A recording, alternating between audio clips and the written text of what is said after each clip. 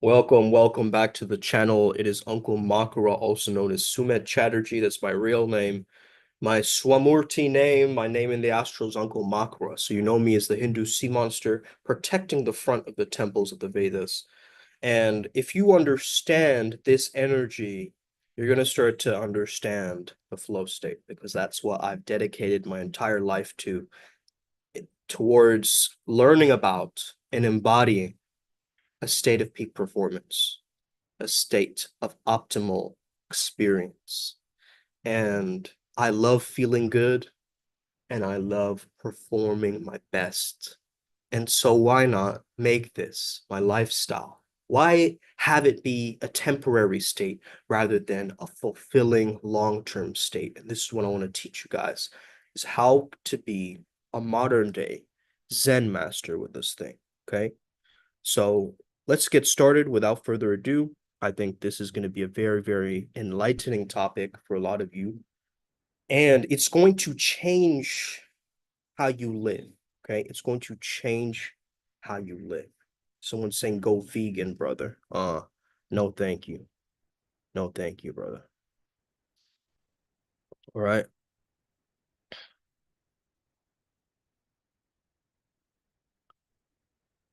All right, let's get it. So your problem isn't your fight or your grind. It's that you're kind of thrashing around like a drowning fish when the tide's already carrying you.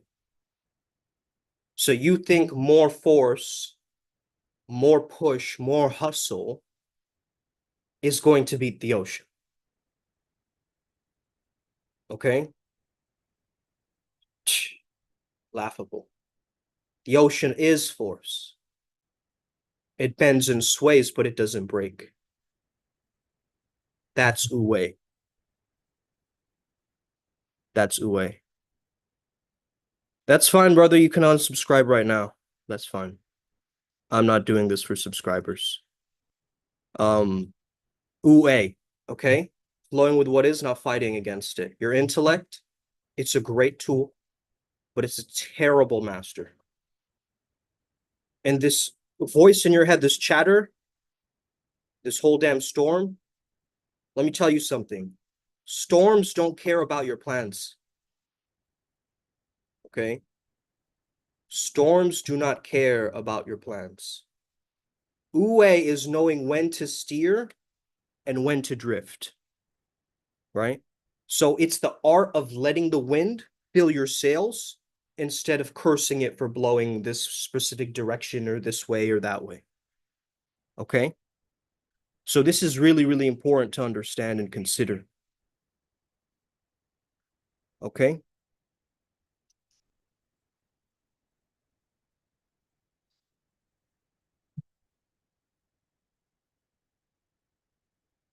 Okay, I'm just sharing this with the actually this is about tribe, brother. I'm just sharing it with the tribe now.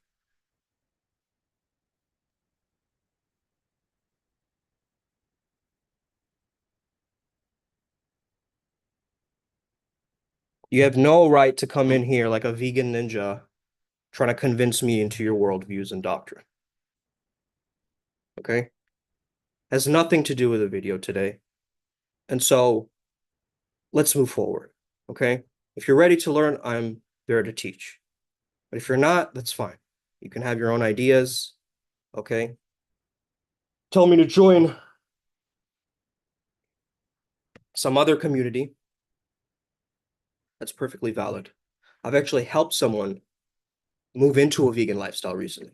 So that's saying something, right? I'm not against veganism. It's just not for me. Okay. So let's get started. Like ancient monks, you got to understand how to master your inner world. Okay.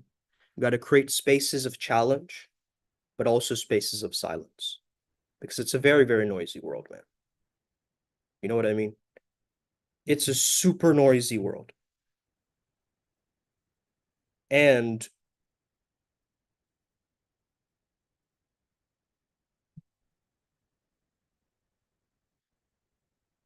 okay. Tachil Tachihila is still going, huh? Okay, cool.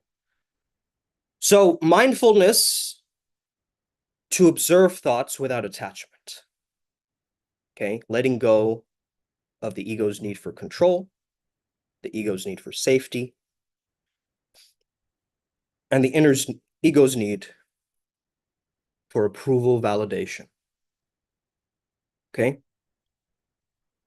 you have to start using noise canceling headphones, okay, on the regular, and digital detox on certain days. Like, let's say once a week, you let go of the ego's need for control and you practice Zazen meditation, let's just say. Okay. So you want to practice flow state activities. I love freestyle rapping. Sometimes I doodle, freestyle doodle like a stream of consciousness. I love to do moving meditations like yoga, qigong, pai de jin, things like this, flow training. I like to go to the gym and practice mixed martial arts. So you have to find and experiment flow-inducing activities, okay? Because what you're really doing is you're cultivating stillness in chaos.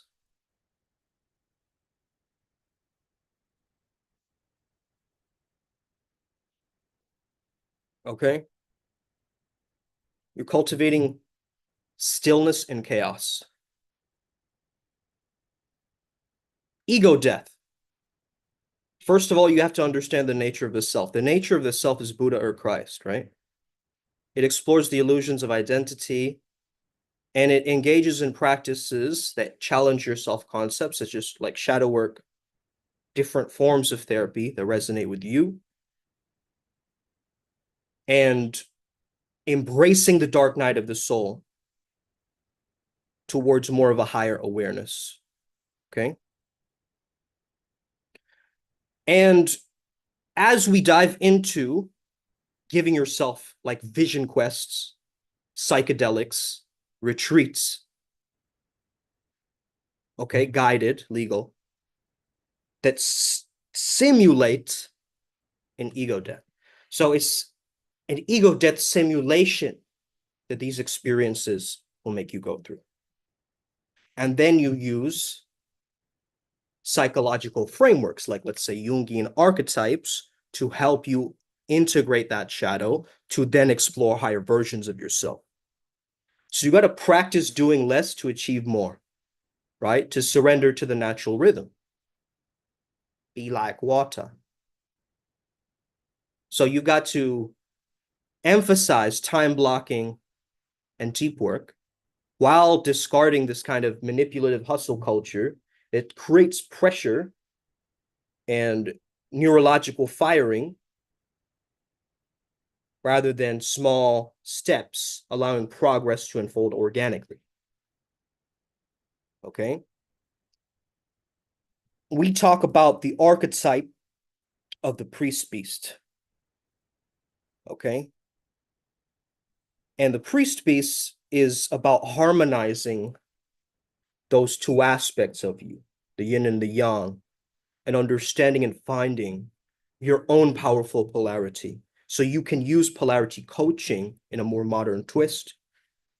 For example, balancing your assertiveness, like a warrior archetype, with more so a compassionate lover archetype, if you want to have specific relationships or create leadership in certain areas, okay? Like Jesus turning the other cheek or Buddha transcending desires, you embody a state where contradictions dissolve into unity. So basically, you are balancing structure and spontaneity, okay, together.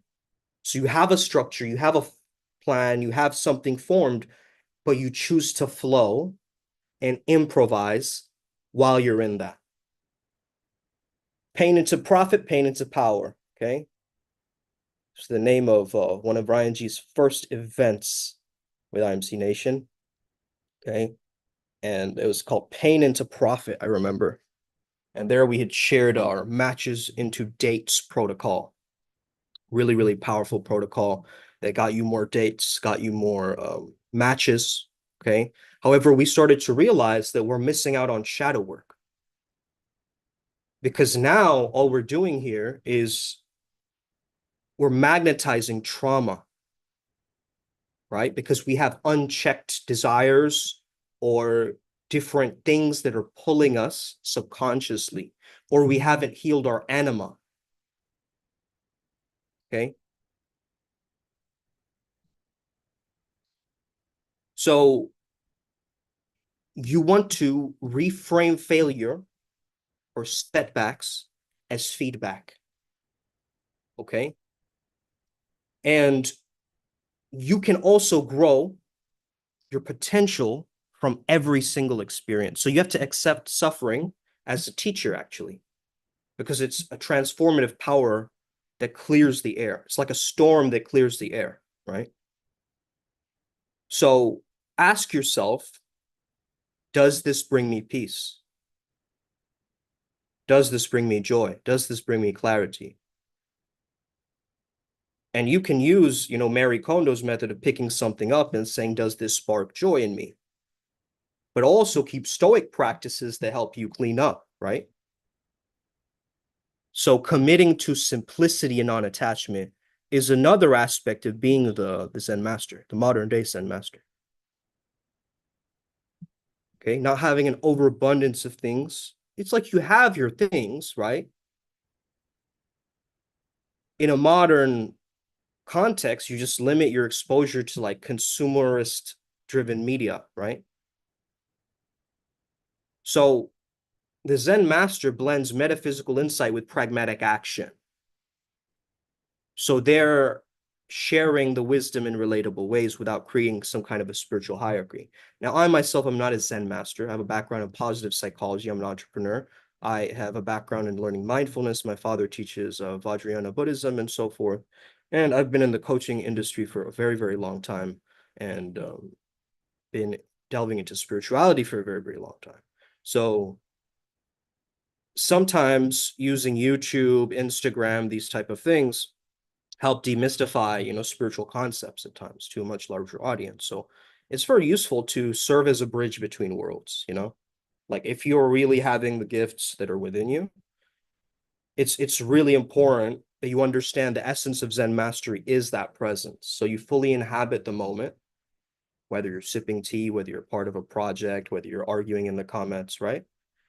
You use mindfulness cues or alarms or bracelets to remind yourself to return back to now. Focus your breath for 60 seconds. 60 seconds. Practice these little micro meditations. So have them just on your phone, right? Set an alarm for like 4 times throughout the day where you can create these micro moments of flow. Okay. Micro moments of just breath and connecting with your own container, your own vessel. Okay. And now you approach life with a beginner's mind, a Shoshin mind, because now you have a willingness to let go of preconceived notions. Your cup is empty.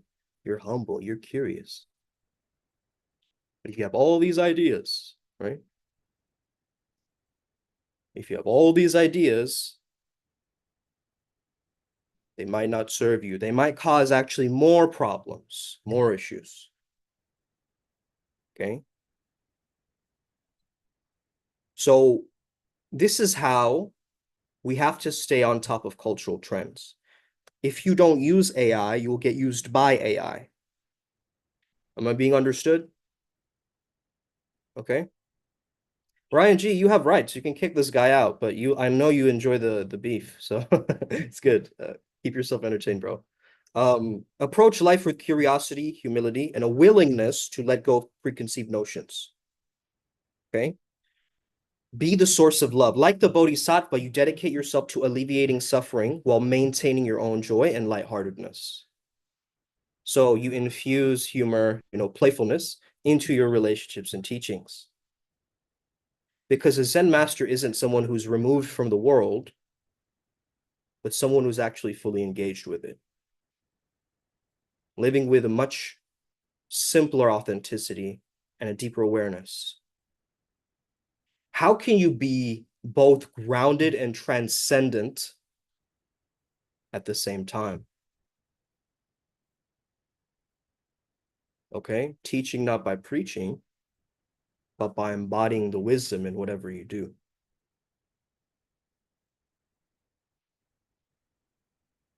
So I'm sure you guys have heard about this word, wu. If you haven't, maybe you're learning about it today.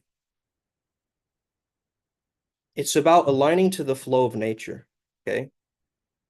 You're acting in harmony with circumstances rather than forcing outcomes to happen. So you have a detachment towards the outcome and you have a presence in the process.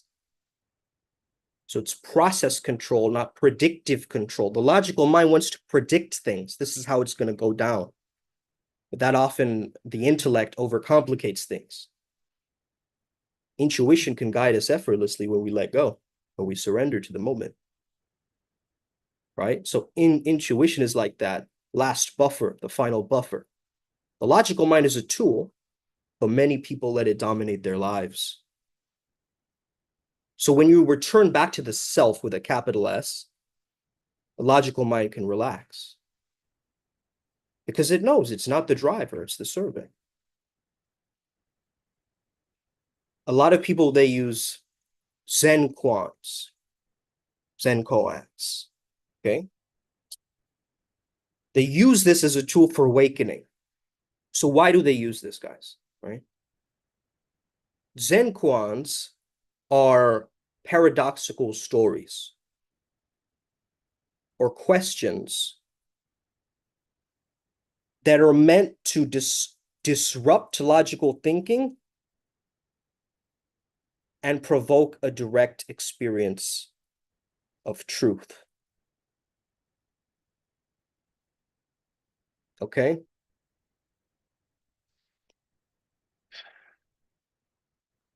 There's stories with paradoxes that make you think about the paradoxical nature of life itself and questions that are meant to disrupt logical thinking.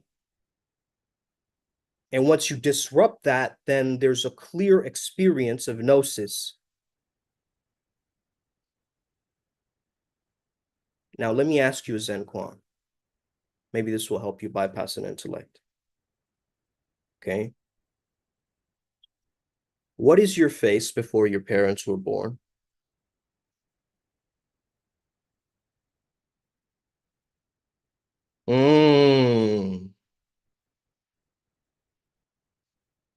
What is your face before your parents were born?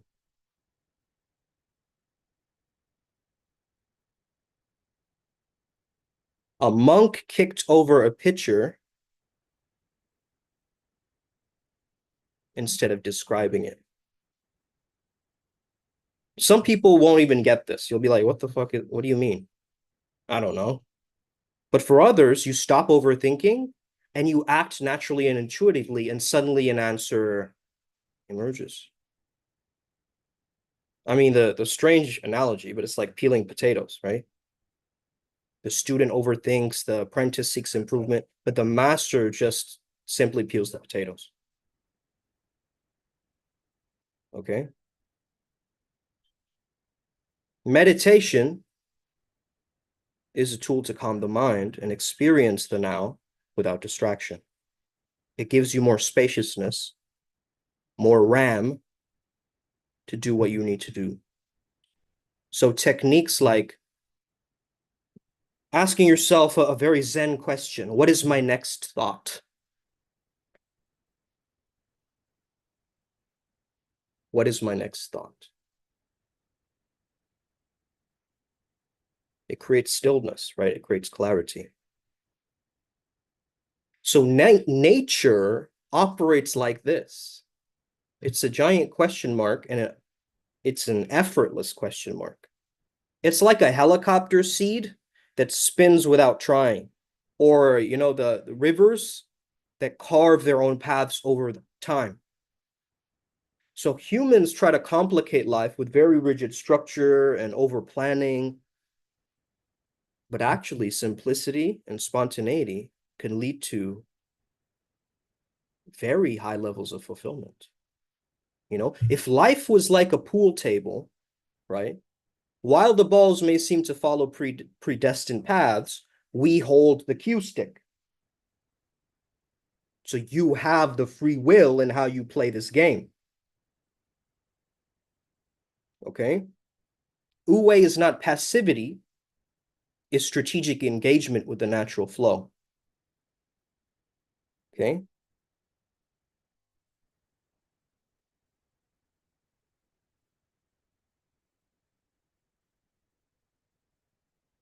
Okay?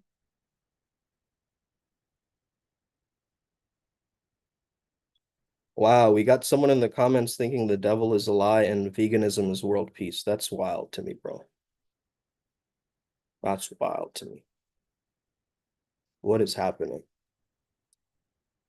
Anyway, Zen masters teach profound truths of humor and they tune into the paradoxical statements. So you've got to embody the idea that enlightenment is about realizing what's already now. Okay? When you bring your mind to presence, you are enlightened. When you get out of presence, you're not enlightened anymore. Okay? The speaker highlights modern society.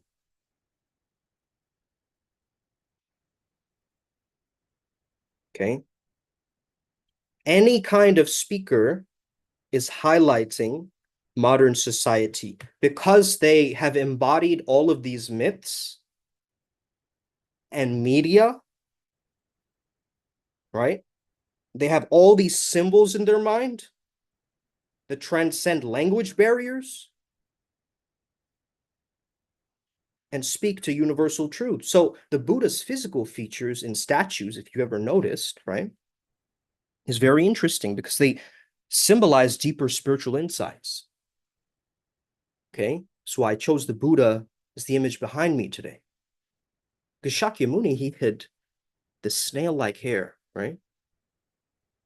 So the snail is still, the snail is in slow, it's in harmony with the nature.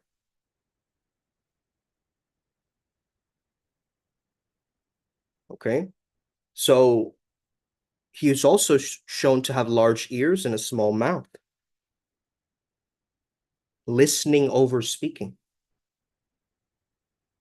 Okay, listening over speaking. And then we have the kind of closed eyes, right? The squint maxing, right? And the third eye dot, the bindu. Shutting off the dualistic perception to access intuitive visions, right?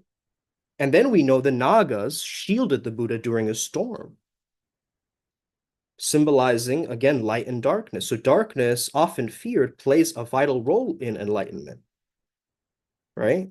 Because it was the Maras that came and tried to distract the Buddha. Okay, so myths and symbols are universal languages that's been passed from generation to generation.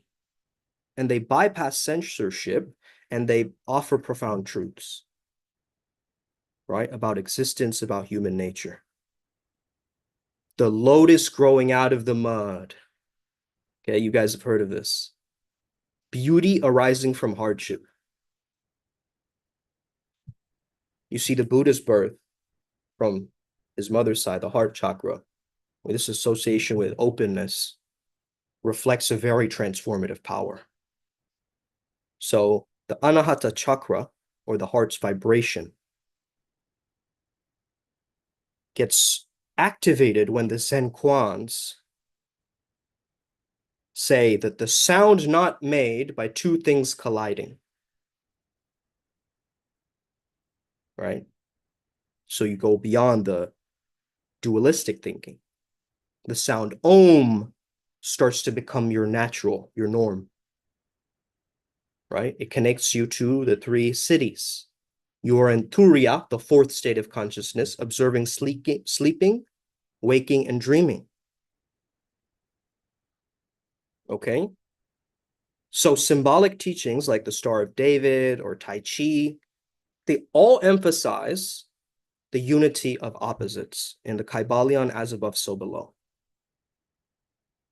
Symbols are like the bridge for the material and spiritual worlds. Okay. In the Hua Hu Ching, they reveal connections between spirituality, quantum physics, human consciousness. I haven't really explored it to that depth, but I know they challenge very modern perceptions of reality and encourage a deeper exploration of self and cosmos. So we've got to understand how to balance between our social duties, the mundane social duties, and our alignment with Dharma. We got to put in blocks for timelessness so that we can have these micro meditation blocks, right? These moments where we go inwards or clear this emotion that's rising, right? In these next 4 months, we're going to start noticing a lot of amped up emotion. People getting triggered for no reason, people getting amped up and angry for no reason. We're going to see a lot of that. And it's right now, the people who are patient that are going to win. Because think about Bodhidharma, right? Do you guys know the story of Bodhidharma? Bodhidharma, he arrives in China, right? He heads straight to a cave. Let's find a picture of Bodhidharma, man.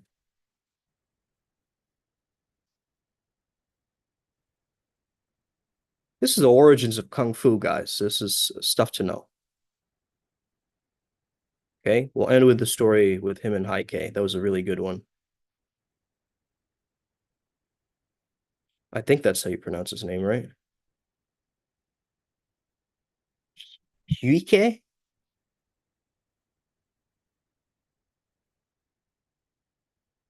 Heike or Huike? Anyway, whatever. Somebody knows the correct pronunciation, let me know. If you're Chinese and so forth. Okay, cool. So that's Bodhidharma, right? So he heads straight to a cave, meditates while staring at a wall for 9 years. Why? Why is he doing this? Okay. What in the world makes someone, make their mind go blank? No drama, just dharma, baby. Right? This is the fucking original Netflix binge, right? Instead of TV, he watched his mind go blank. What an introvert supreme, bro. If you've ever ghosted a group chat, you're practically a disciple of Bodhidharma, right? This guy ghosted the entire Chinese emperor and society for nearly a decade. Okay.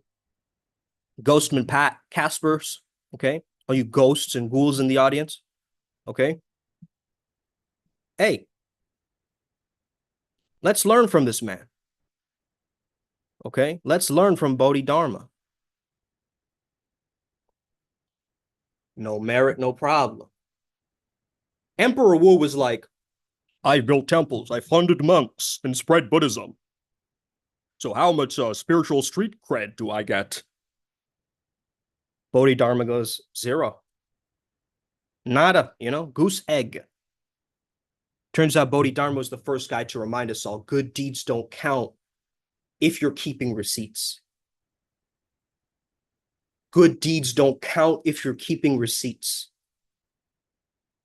When you're giving without expectation, it sets off a different energy altogether. That's how you get the spiritual street cred. It's not from checking like, oh, how many likes did I get from this? Or I wonder if this is resonating. Ruthless guru energies when your teacher claps back so hard, your ego deflates faster than a dollar store beach ball. Right? So Emperor Wu was left speechless, bro, because it's a mic drop moment. Zen style, right? So Bodhidharma chopped off his eyelids, bro.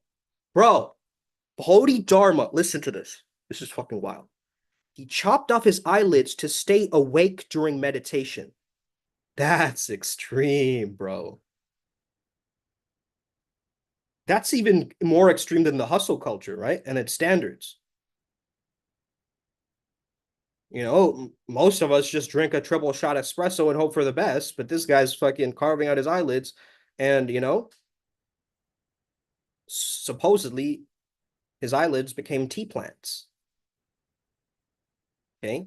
So the next time you're sipping green tea to stay alert, hey, maybe thank Bodhidharma, right? And his commitment to rise and grind, right? Hustle 24/7, right? Okay. Thank him for that tea. Bodhidharma, he saw the monks at Shaolin slacking off and he said, y'all need to stop skipping leg day, right? What's up with you guys? Okay. He introduced exercises that supposedly evolved into Shaolin Kung Fu. Now, the moral of the story is if you meditate hard, that's cool, but don't forget to throw a punch. Picture Bodhidharma in Shaolin robes yelling wax on, wax off while, the monks try to pass out, not to pass out. Enlightenment's cool, but six packs are cooler, right? At least in this modern day. So we got to understand that Bodhidharma did believe in this mind-body connection, right? Not just in mind-to-mind connection. Think of like spiritual airdrop, right? We do that at times. Just vibes. There's no text, no call, but we already know what the other person is doing, feeling. Okay, I know the times when at least the Primal Sutra adepts, they're doing a ritual or they're doing something. I get like a alert in my mind, like some kind of a buzz or like a bat signal or something like that, like a spidey sense tingle, just going oof, right? This is all adding to this collective energy, right? So you're already Bodhidharma's message is Buddha nature's built in. You are already a Buddha. You just forgot where you parked the enlightenment, my friend. You forgot where you parked the enlightenment. It isn't something you find, it's something you stop losing. Okay? Ours. Nobody knows Bodhidharma was real or if monks made him up like a spiritual Chuck Norris, but it doesn't matter. He's a guy who can meditate you out of existence and then teach you the roundhouse kick of your doubts. So he was the very first Zen meme lord, right?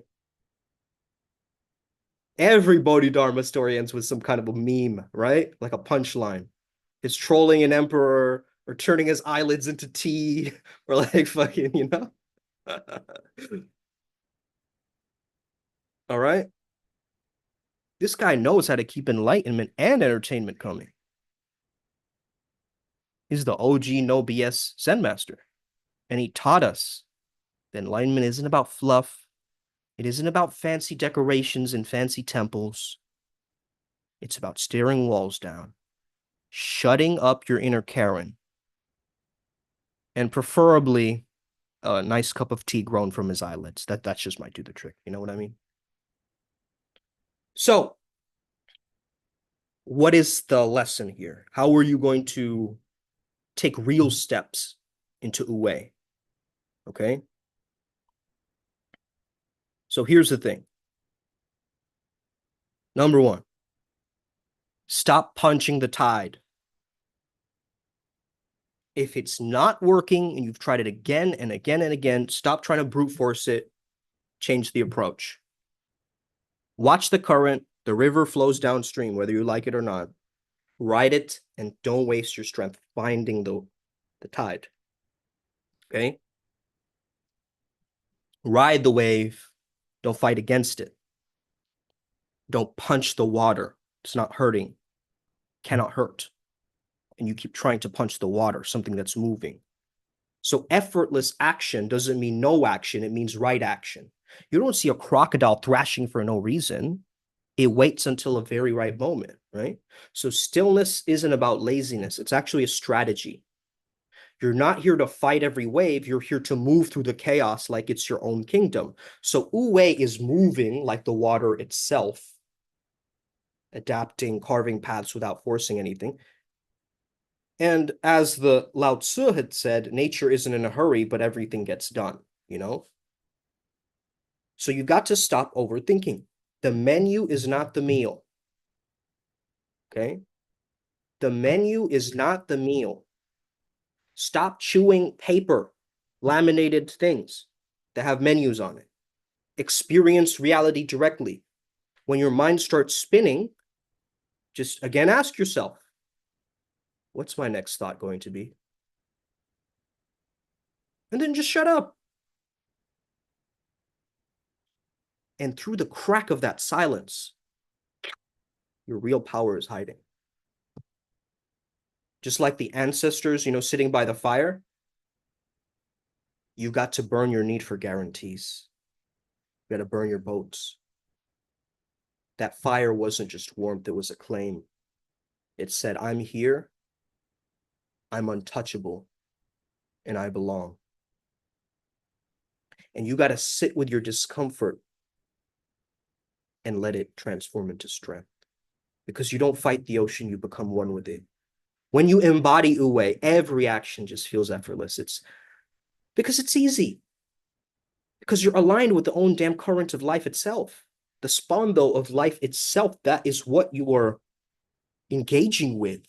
So stop squirming like a worm on a hook and start moving like the predator you were born to be. Parallels are drawn between Jesus and Buddha. We see these overarching themes, right? And it suggests a universal core of spiritual truth despite cultural and historical separation. References to the Gnostic scriptures, the Gospel of Thomas, Buddhist sutras, right? They all highlight this universality of seeking this inner truth, of transcending. All of them. This is what I've been seeking. This is what I've been saying to you guys. It's all one. The concept of the dark night of the soul is presented in this painful process in the spiritual rebirth. But think about the initiatory processes with the Native American vision quest, the Tibetan teachings, the Eleusinian mysteries. Don't they reflect the same transformative structure? And here you are diagnosing yourself into a mental asylum, saying that I'm depressed, rather than noticing the cyclical nature of death and rebirth is emphasized for your ego death to become more spiritual, to access this hidden realm so you can have the deep rest and then come out shining on the other side. So if you're feeling sad, low right now, this is your wake-up call. Jungian archetypes or shadow integration or unification of opposites. The animus and the anima, they're embracing the polarity for growth. So the tension that's caused between you and another state of consciousness is a catalyst for higher consciousness. So the cusp of almost this light and dark, right? This cup is being emptied symbolizes letting go of stagnant ideas and attachments. And I think the metaphor of potential energy stored in suffering, if released properly, leads to accelerated awakening, is like the energy of a slingshot. You got to get pulled back in order to move forward. And this is what we've noticed. You got to access the undersoul in order to get a taste of the oversoul again. And so this journey is happening like this. We're going through seasons. We're going through shifts. Okay. We've got to know, while Jesus emphasized divinity and faith in God, the Buddha emphasized self-discipline and inner discovery. Now, what if we blend those together? We have these complementary paradigms of spiritual growth. Let's go. Now, knowledge through direct experience or gnosis is presented as superior to dogmatic belief, right? So sensory deprivation, these are all great techniques, by the way, right? Other methods of glimpsing into higher knowledge are tools, but not ends. So isolation is the monk's retreat, and it reduces external distractions, of course. And it's the greatest male fantasy of all time, is to either become a warrior or a monk, because it's fight or flight, right? So it comes from a fear, actually, rather than an actual acceleration of this thing. So the critique of contemporary society's overstimulation reflects the need to discover these ancient practices, right? So we can prioritize introspection and simplicity, but also keep that fire internal, right? Keep that fire burning inside us. So mystic rituals or modern frameworks cause a resurgence in interest in esoteric and transformative experiences. Okay. So, of course, there's going to be romanticization of these spiritual practices, like, yeah, it depends on context. Like, you could go to a spiritual retreat and come back completely more confused because you cannot adapt back into the real world again, right?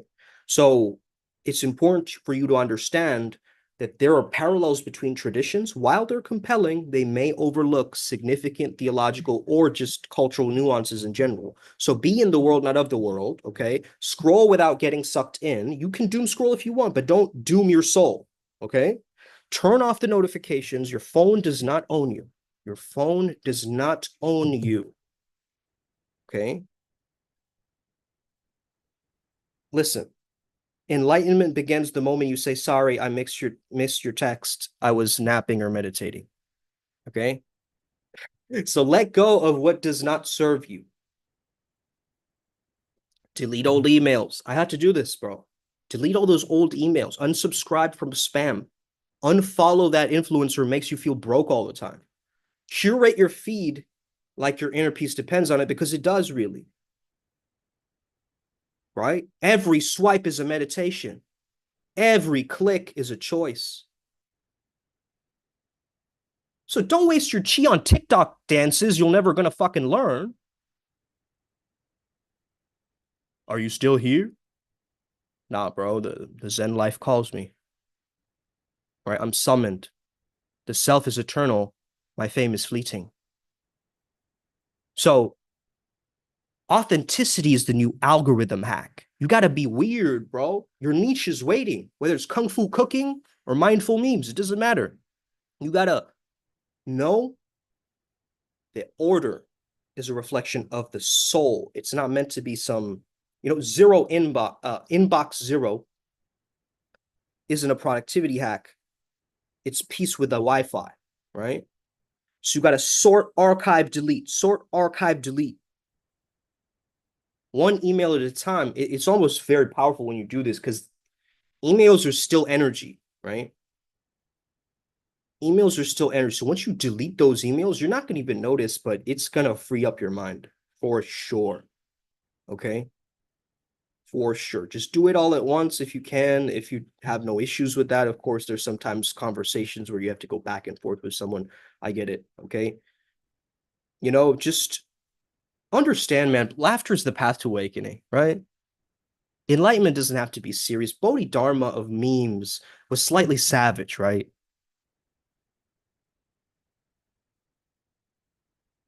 Buddha taught detachment, not ignoring your group chat, right?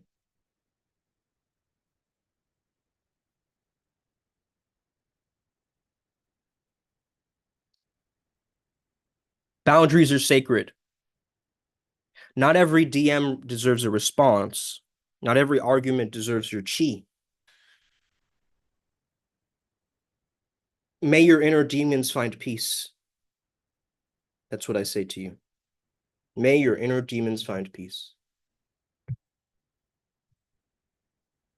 So log off, rest, recharge. Enlightenment doesn't happen in 5G, right?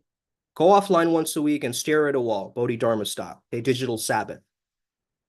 Okay? Create content, not chaos. Your impact matters more than the metrics, because you got to uplift, educate, entertain without spiraling into algorithm abyss. The reality is an illusion, but laughter is very real to me. When I'm laughing, it's more real than me looking at some digital world post.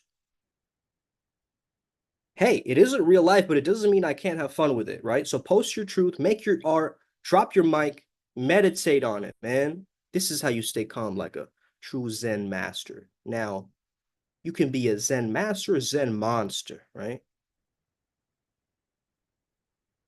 The digital world needs both. So let's end with the story of Heike, okay? Powerful.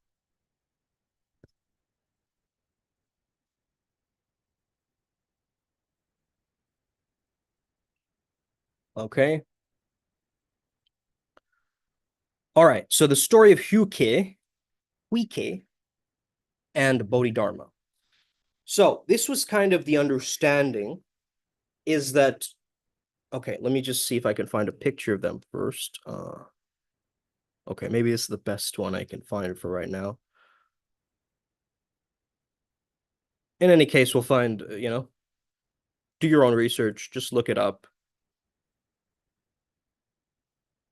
All right. Oh, stop punching the tide. What were the other ones? I said, essentially, I said aligning with life's flow, right? Logical mind is the servant, and so forth, those things. Okay. Hope you guys took notes. All right. So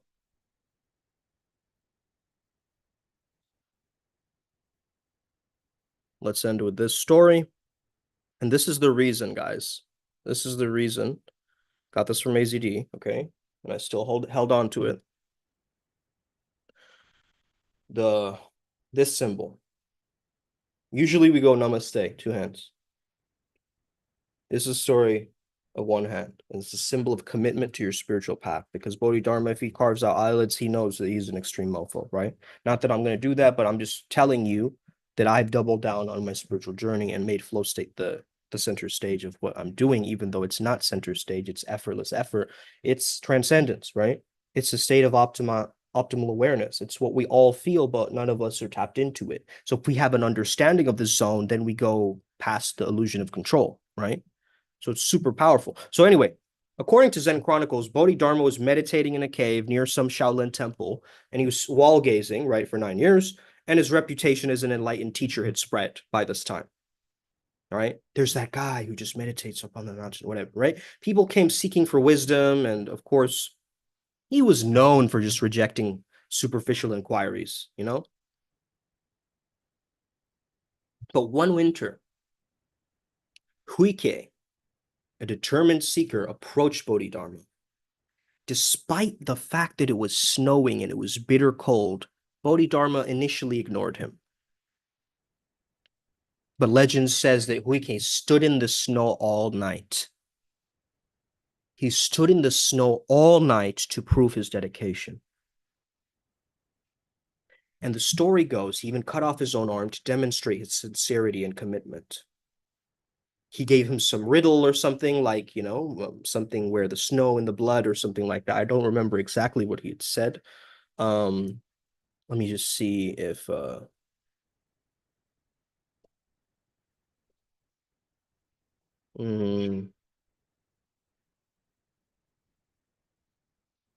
let me see if I can look it up.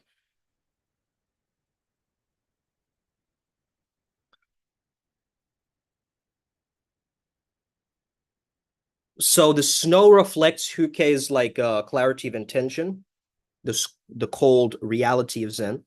The enlightenment isn't warm comfort. It's like snow. It's pure, but it's a very cutting experience. So it symbolizes impermanence, just as the snow melts, the mind's attachments and illusions are coming. Light of awakening. Of course, the sacrifice and inner fire, the blood from his arm that he showed, right, is his readiness to shed everything, even the physical for spiritual liberation.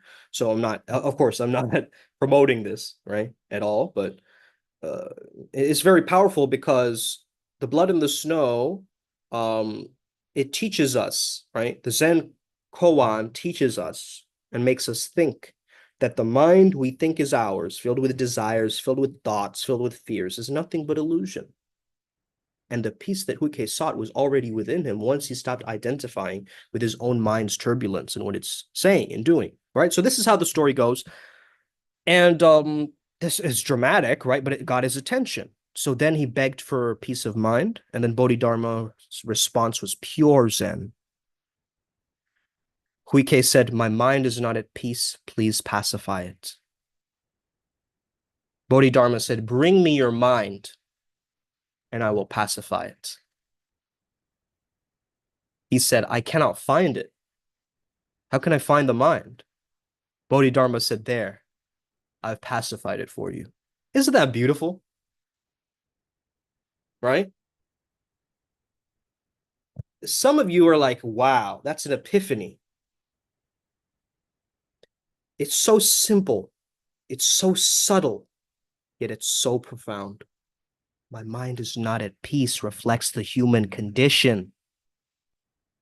It reflects the human condition, always chasing happiness or peace externally.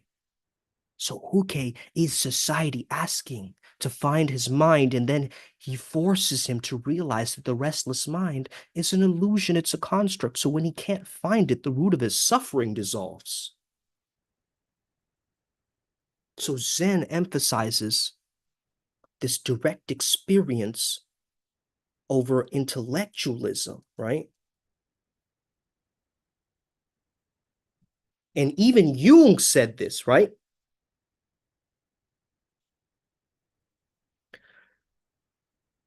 Look, Jung said real liberation comes not from glossing over or repressing painful states of being, but only from expressing them to the full. He reinforces that direct experience leads to personal growth, unlike intellectualism. He who looks outside dreams, he who looks inside awakens, right? So this is why we value the direct experience. What did you experience with your spirituality? I had a buzzing in my ears. It moved me upwards. I started to understand myself better because this particular layer cut through my thought and ego, right? You have to explore this thing. He didn't give him a lecture on mindfulness and just prescribe techniques to him. He asked him to look inwards. And this is the Zen's, you know, strict, direct approach. It's extreme, but it's meant to highlight the level of determination, bhakti, devotion required to transcend the ego and grasp enlightenment. So it's non-duality in action. There's no separate mind to pacify, bro. It's all one. By recognizing this, Huike finds his peace. And in today's world, we're trying to control our lives, our careers, our relationships, even our minds through these weird productivity hacks we've learned or self-help books. But all of this teaching reminds us that peace comes not from control, but from letting go. That standing in the snow, modern seekers need to confront their discomforts and face their truths head on. The path to peace isn't always cozy. And the story is a call to stop intellectualizing everything. In an age of information overload, just the simplicity of looking inwards can be the most profound antidote against the constant dopamine-inducing mental chatter. So this exchange is not just some quaint story from some Zen lore. It's a timeless teaching. And I want you to really embody this. Take it on in terms of your own human quest for peace and understanding in this weird digital age full of OnlyFans and weird generated images, you know, or taking your attention, dominating you, right? It's psychologically dominating you. You have to take back your power from those distractions and comparisons and ceaseless mental noise and remain in the power of your stillness, your radical honesty and simplicity. You might not need to meditate in a cave for 9 years. You might not need to cut off your eyelids, right? Or do everything that Bodhidharma did, but you will stare directly at the restless heart of the modern age and have your wisdom cut through time. That's it. Upward Spiral Gang. May we never be the same again. Okay. Thank you so much, guys, for tuning in. I appreciate all of you. All right. Let's get it. Let's evolve. This was great. Okay. Thank you. I don't know, Taichila, if you're still listening. Ryan G, thank you for handling that. That's very entertaining. Shout out No Name. All right, let's get it. Upward Spiral, gang, gang, gang. Scroll less, laugh more. Ha ha! Laugh all the way to the bank and laugh all the way to enlightenment. Let's go, baby. We're all going to make it. I'll see you at the top, okay?